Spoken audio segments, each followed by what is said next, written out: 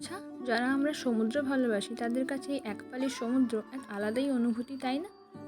যেখানে দিগন্ত মিশে যায় সমুদ্রের সাথে, আর সূর্যোদয় থেকে শুরু করে সমুদ্রের এই গভীর গর্জন যেন প্রত্যেকবার আমাদের সমুদ্রকে ভালোবাসতে শেখায়। যাই হোক, আজকে আমি কি বানাচ্ছি তোমরা নিশ্চয়ই বুঝতেই পারছো। তো দেখো, বলতে বলতে আমার সমুদ্রটা বানানোও হয়ে গেছে। প্রথমে আমি একটা নারকেলের সেল নিয়ে নিয়েছি, আর তার মধ্যে ব্রাউন কালার ক্লে দিয়ে ওটাকে আমি মাটির একটা শেপ দিয়ে দিয়েছি। আর সমুদ্রটা করার জন্য আমি এখানে নীল কালারের একটা ক্লে নিয়ে বসিয়ে দিয়েছি।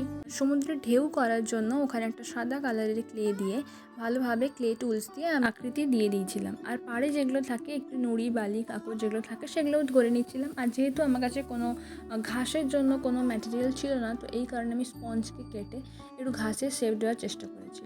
যেহেতু এটা একটু ফাঁকা লাগছিল, এর জন্য একটা গাছও আমি করে নিয়েছি। দেখো, তোমার সাথে কথা বলতে বলতে পুরো কাজটা আমার হয়ে গেছে। আচ্ছা, তোমরা জানিয়ে তো গাছ বসিয়ে ভালো লাগছে নাকি না বসিয়ে?